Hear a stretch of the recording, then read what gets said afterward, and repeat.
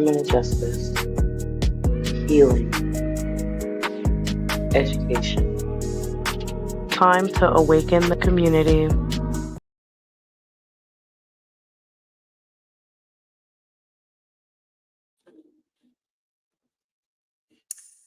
Good morning, afternoon, evening, whenever or however you are listening and or watching.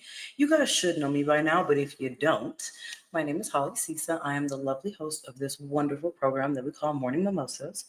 Why do we call it Morning Mimosas? Because we awaken the community. What community? My community, the Black minority community. Guys, today's episode is going to be an amazing one. We have great panelists, some that have been on the show before, and then we have someone who is a huge supporter of the show but has never been on it before. So, super excited for that. But before we get the episode started, I just wanted to present a commercial from a Colorado community member by the name of Billy Wayne, and just advertising his lovely book called Pleasure. Excuse me. God, I messed that up badly, and I apologize, Mr. Wayne. Failure Success Experience, and it is available on Amazon. Let's take a look.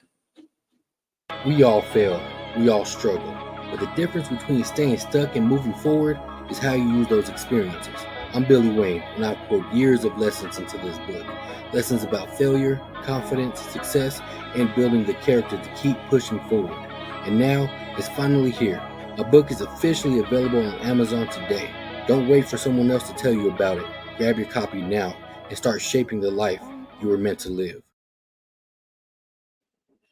Once again, that is called Failure Success Experience, The Blueprint by Billy Wayne. He is a Colorado community member, absolute great guy. Guys, please get his book on Amazon. I will put the link in the description below. But guys, before we get this episode started, let's welcome these three amazing people that I love. Two of which are experts for our show. One is our yoga expert, and the other one is our nursing expert. Let's welcome them in the Morning Mimosas fashion, y'all.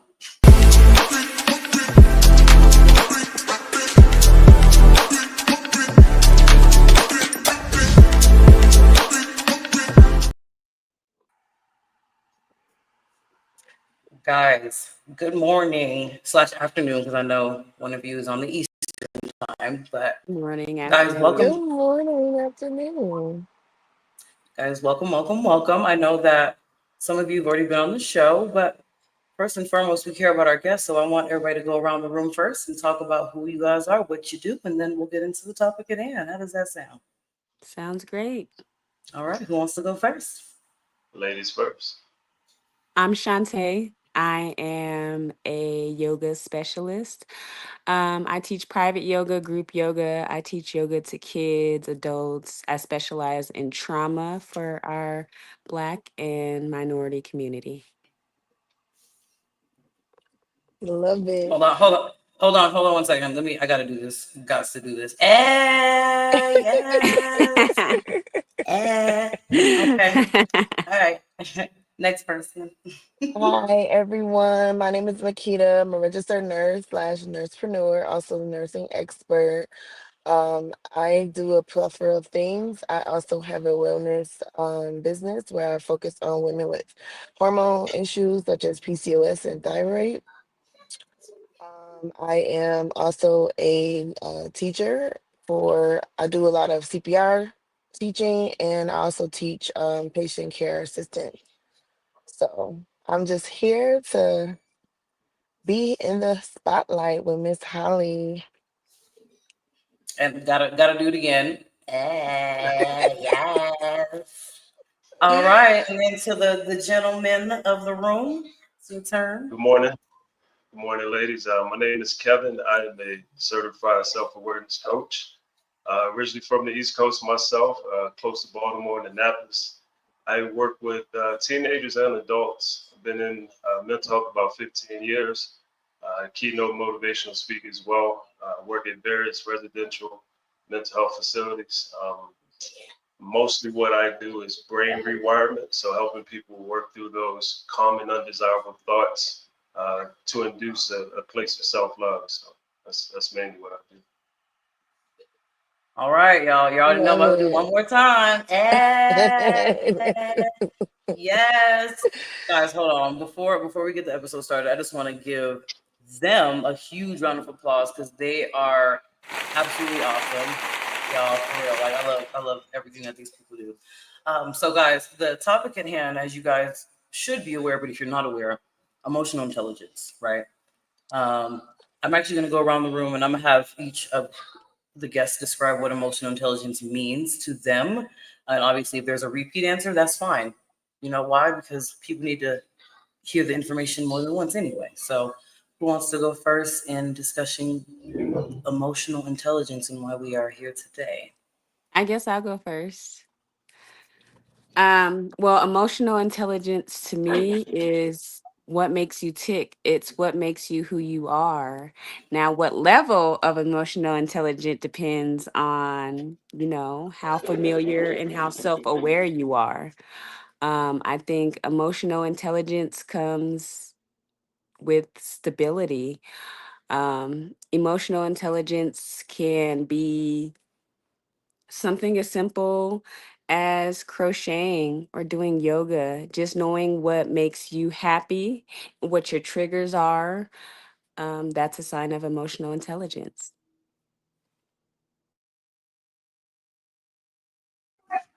Okay. Anybody else want to hop in there and give their take on emotional intelligence? I'll speak on mine.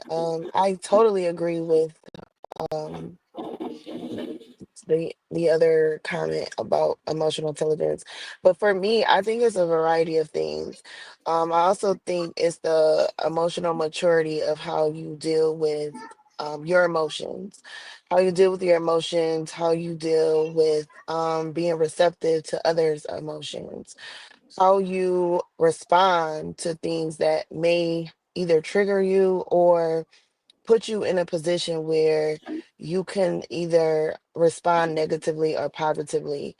I feel like it's so many different things that really contribute to emotional intelligence, but just being self aware that you have a right to feel the way you feel and respond in a positive way. The, this, whether it is someone that is, you know, saying things to you that you don't agree with. And I think that's one of the things that I believe is to be true about emotional intelligence is the emotional maturity of it all.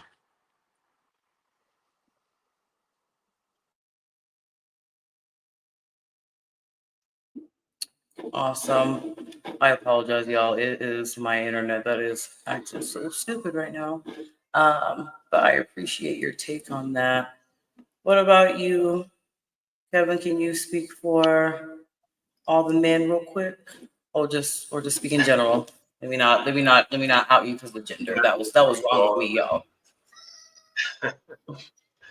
Yeah, emotional intelligence for me is the ability to identify, understand, and express the various emotions that we all encounter. I do want to make a note. Trauma actually has a big play in why a lot of us are not as emotional intelligent, and to how the brain functions and how the wires connect. So sometimes we're not as intelligent about our emotions because there could be an alteration in the brain um, from the trauma or a different experience or a different story. So, yeah, being able to identify and understand what you're feeling or going through, and then also knowing how to express that in a healthy way versus, an impulsive way is very essential to how your life goes, really. So, I want to thank all three of you for what you guys have stated today. So, when it comes to the lack of emotional intelligence, what, okay, let's just say that you guys are having a moment, right? And your emotional intelligence is lacking. What do you guys do to regain emotional intelligence in your day to day? Let's just say it that way. So I'll say for me. it does take a lot. It doesn't take a lot like it used to. Honestly, I have done a lot of self work on how to respond. Because again, I'm a huge advocate for energy, and setting the tone and being a positive energy. So for me, like responding to certain things that would normally maybe in a negative manner, for me, I kind of like have to take a little step back and be like, yo, let me not go back to um that feeling, because of the feeling that I felt in that area. I don't want to feel that. So maybe just like taking a couple of minutes, a couple of breathing seconds, and kind of like, okay, Makita, let's regain. Because sometimes when going back to what Kevin's saying, I totally agree with the trauma. A lot of people have experienced different variations of trauma, and sometimes we don't know the difference between, um, you know, positive and negative aspects of how we express our emotions.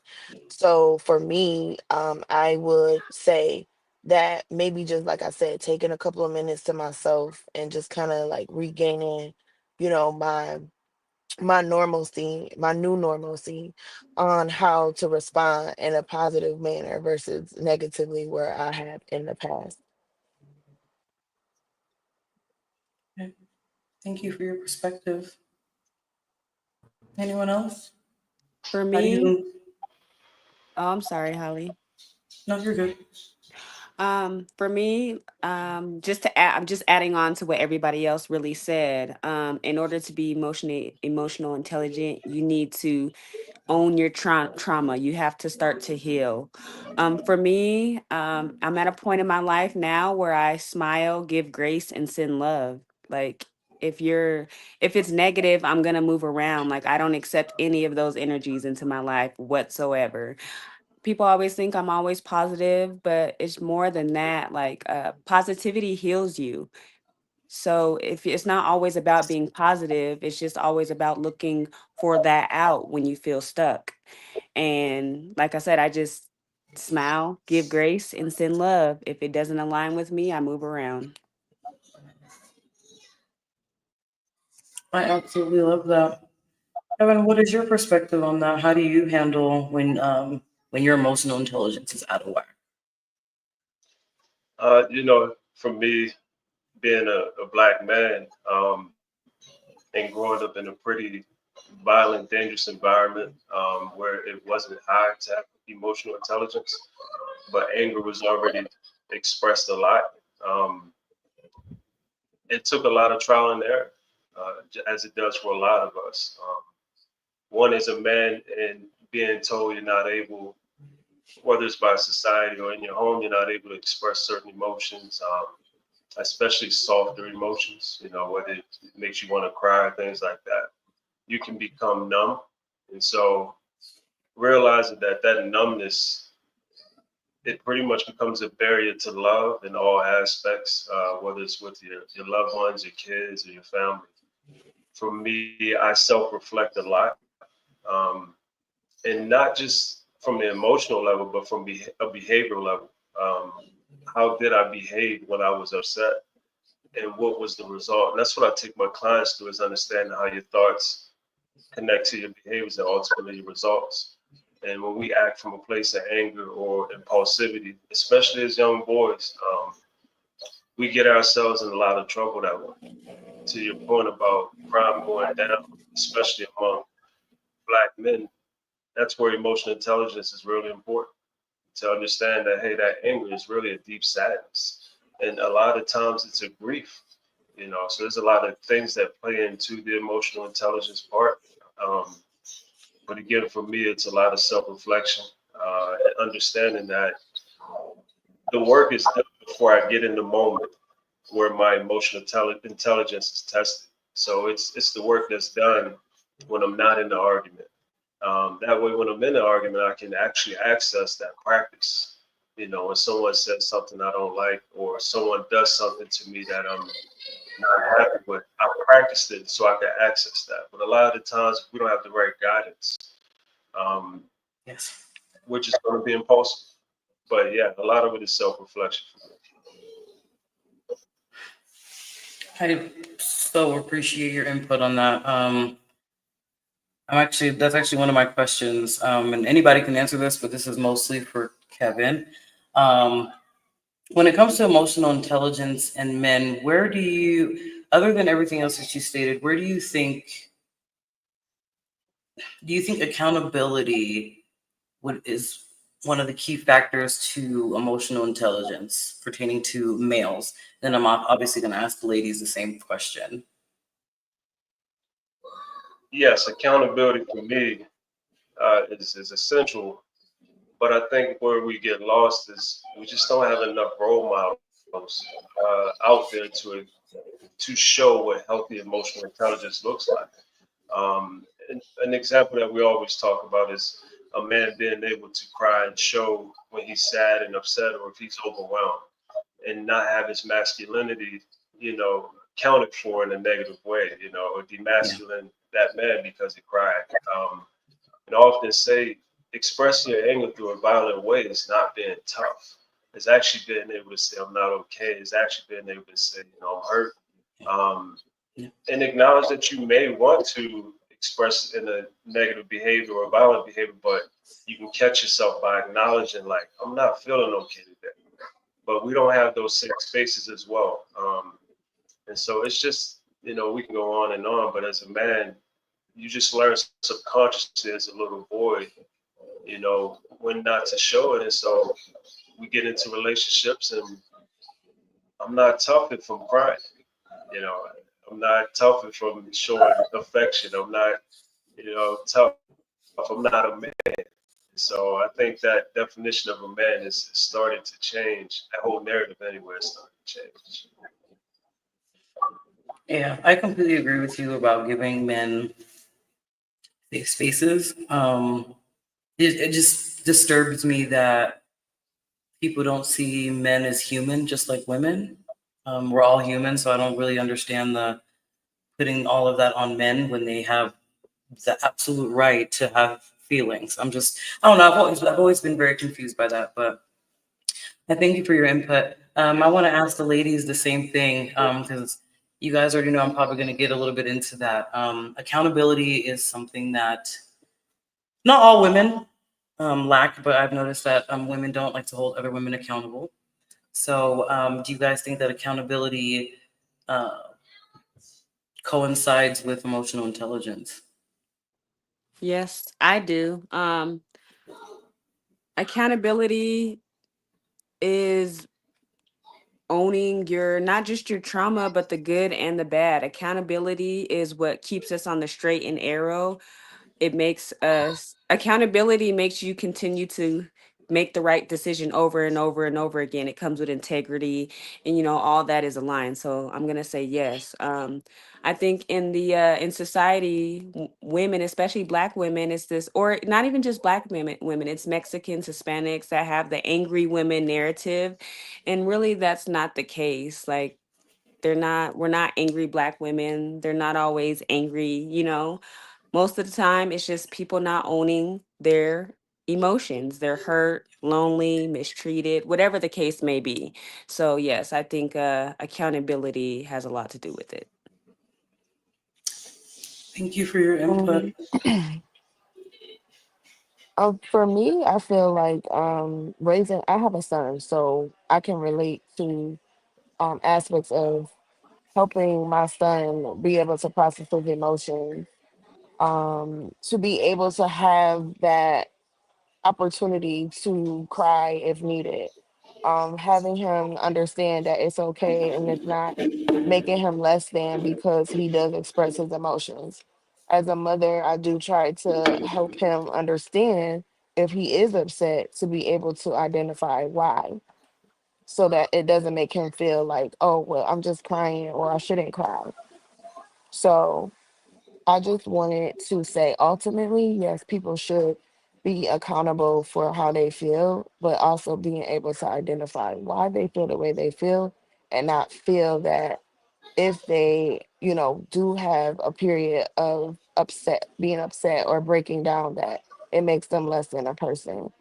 Um, that's a huge thing because for me, I used to be very emotional, and not being able to understand why I felt the way I felt. And it has a lot to do with not being able to have certain safe spaces to be able to articulate that and say, okay, I'm not okay. Or, I appear to be this strong person that everybody thinks that I don't go through things. So ultimately, growing into myself and learning my own personal journey when it comes to emotion, I feel like it does help a lot to be able to understand that it's okay to not be okay at times. Absolutely, I completely agree with that. So when it comes to emotional intelligence and the Black community, because the panel today is fully, I had to do that for the one time. Um, Emotional intelligence in the Black community, there's a lot of us that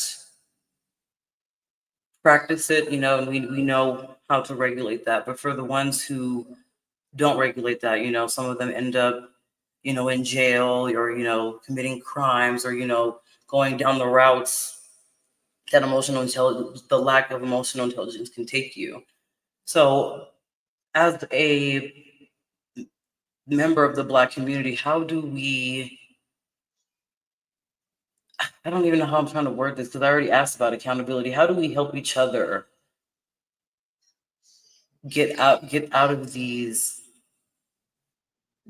lack of emotional intelligence so we're able to thrive and not, you know, be the angry Black woman that people see or whatever. I guess that's what I'm trying to say. And I hope I worded that right. Because We have to be the change we want to see. I know that sounds so lame, and it really does it's sound lame, not. but that's literally what you have to do. Like if that's what you want to see in the community, you have to be that. And that's what I try, not try, that's what I do. Whether I'm doing it like at a community center, at the school I work at, I'm always trying to teach what I preach.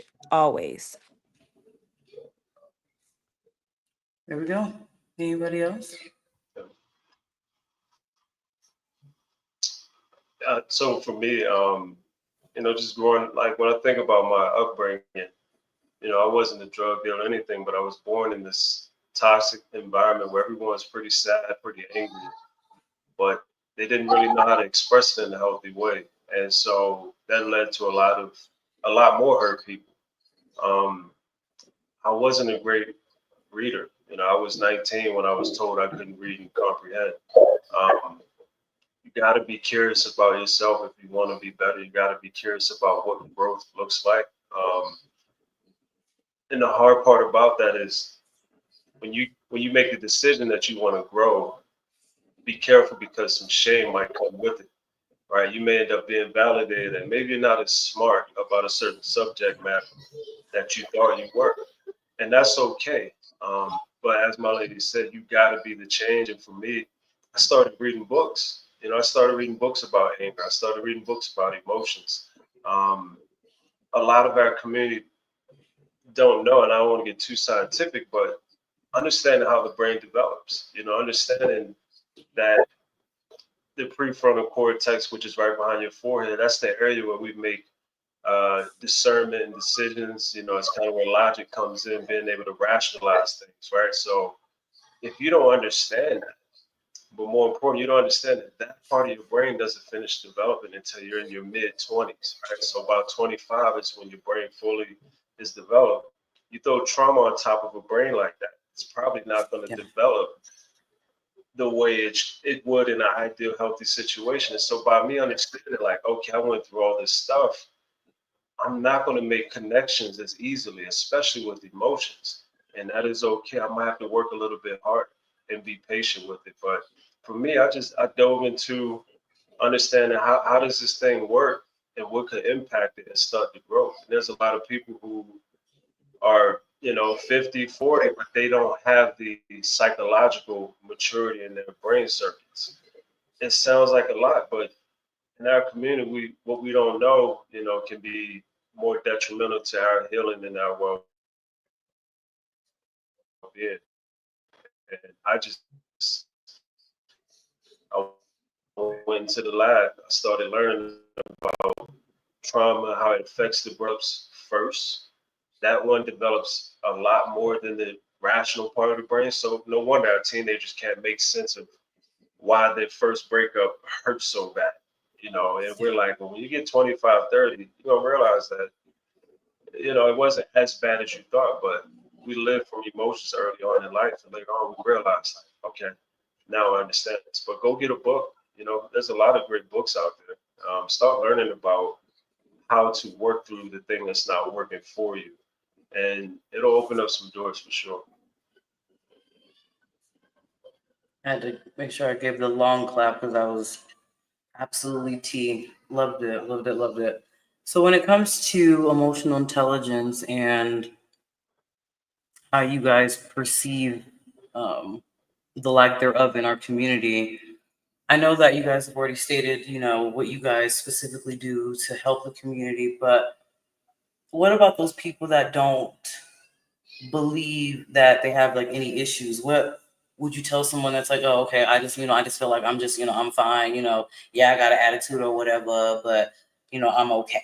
Like, what would you tell somebody that you're trying to convince to, get the mental health helped so their emotional intelligence could be saved? Now, before y'all answer this question, I know this is a hypothetical because I know that, it's not easy to convince folks. Okay, it's a hypothetical. But in a perfect world, how would you address someone who you're trying to help in that situation? I just have to show them what I do. You can't really convince people. They have to convince themselves. Something that's always stuck with me that my dad told me when I was young is you cannot make a grown person do anything. And that's always stuck with me. And it's true. They have to want to do it on their own. Almost like, well, not like, but when people have addiction, they have to want to stop. They have to want to change. If they don't want that, then you can't start anything. That's true. I agree. I feel like people have to really be accountable ultimately and want it. I'm sorry, y'all. It's loud. I apologize. It's okay. I don't Kevin, hear what about anything. You're you? fine. Yeah. But I was just ultimately saying, I'm sorry, real quick. I was just saying, like, ultimately, I agree. Like, you want to have to change. You have to want to be the person that's different from the norm of that, your background or your trauma of things that you are accustomed to. A lot of people are accustomed to things, so they feel like they have to stay in that place, and they don't have to. Yeah. Yeah. Mhm. Agreed. Yeah. Yeah. Um, oh, okay. It goes for me. I never wanted to fit in. Um, Being okay with being different, being okay with being who you are. That was so essential growing up in the hood for me because a lot of the examples of what I had seen, it's no judgment to anybody. Everybody was a survivor. I think that's part of this. We don't know what emotional unavailability looks like because there's people without emotional intelligence. Um, I made choices, and we have to understand. I think we have to be able to educate our youth that you have a choice, and to know that you're lacking in something is to understand that what are the results you're getting out of this life, right? So if you're habitually in and out of the system, or if your relationships keep failing for whatever, all you have to do is analyze what are the results you're getting out of your life, and know that. And it goes back to accountability. You play a part in this. You play a part in this, and yeah, of course, people don't want to own it because it comes with the shame and it's uncomfortable. But when you get to a point where you get tired of suffering, you get tired of being in prison while you're not in prison, um, and you don't want to wait until something really dire and something really bad happens to you or your family. You don't want to go to prison for the sixth time and get a 10-year bid and then realize, like, I'm about to give away 10 years of my life. And then I'm going to realize that I could have spent the last 10 years doing what I'm doing inside of a cell, like free at a park, on a mountaintop or something, right? So, Mm-hmm. um, you're right. You can't make people change. You can give tools. You can do what you're doing, Holly, and create these moments for us to share stories and experiences and see if people would tap in and take something from it. But we can't make people do anything. But there is a power of choice. And I think in our community, we choose comfort, even if it's going to make our life even worse. And that's the dangerous ripple effect of it. Absolutely. We're going to get into comfortability because I'm really glad that you brought that up. That's one thing I'm a little bit tired of is people, like I said, I know people have their levels of where they are, but I need people to stop being comfortable and you have to be uncomfortable to get to, to a place of success. So I'm really glad that you brought that up. We're going to get into one last topic and then we're going to get on out of here and enjoy the rest of our Saturday. I want you guys to describe self-awareness.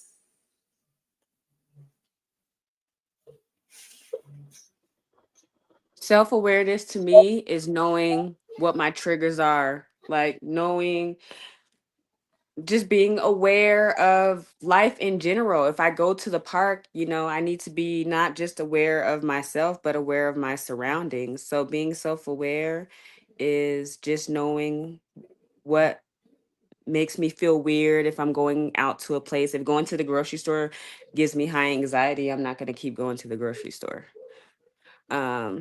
So I think that's what self-aware is, just knowing what emotion you're feeling. And I think somebody said it earlier, you have the right to feel the way you do. If you're feeling an emotion, you have that right. So just being aware of what that emotion is and how you're going to get through it. Thank I you. agree. For me, self-aware is similar to what Shantae said. Is just knowing that it's okay to feel this way and being aware of this emotion. I'm feeling this emotion right now, and I'm okay with feeling this emotion right now, and knowing that if this emotion causes any other after effects, then maybe I need to be in this space alone to process that emotion and understand that once I get out of this emotion, I may have this emotion again, or I may have some similar emotion, and it's okay to feel that way. But also, like she said, just being aware of yourself and others too, and knowing like what I will and won't respond to.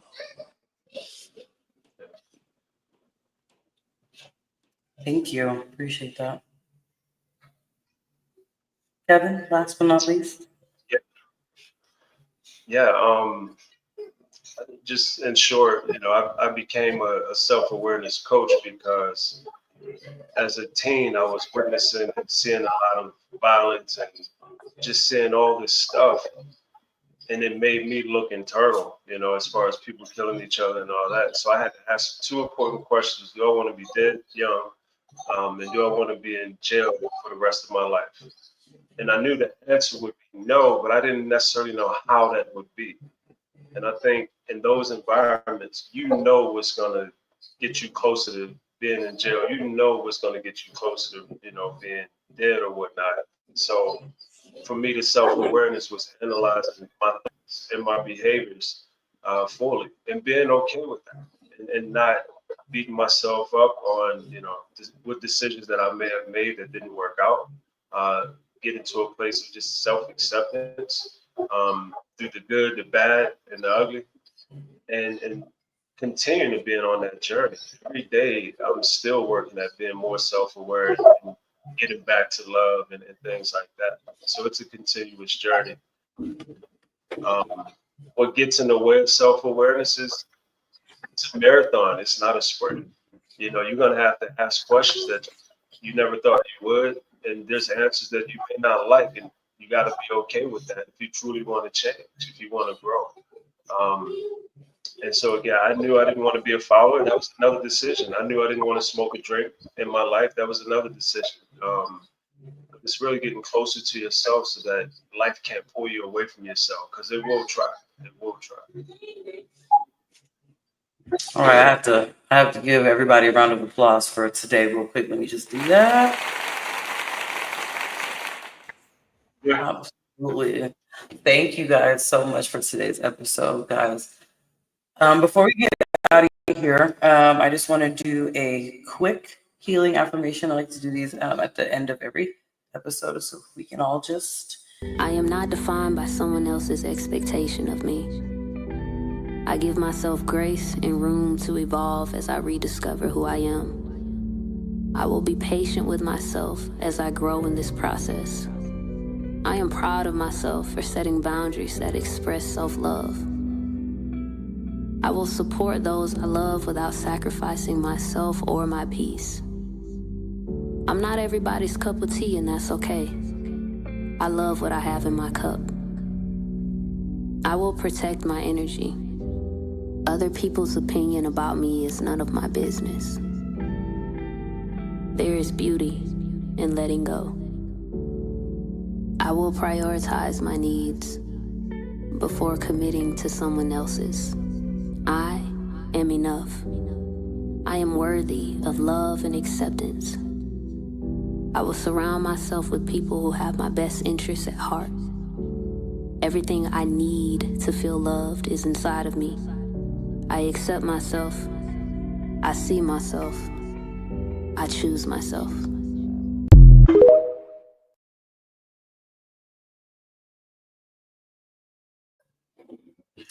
Once again, I want to thank the amazing panel that we have today, Kevin, Shantae, and Makita. We're going to get out of here, y'all. It's Saturday. It's the holiday weekend, and I want to go to sleep, okay? So, guys, this is Morning Mimosas. As you guys know, we value justice, healing, and education for the Black and minority communities. We will see you guys another day. Until that time, ta-ta. Yeah.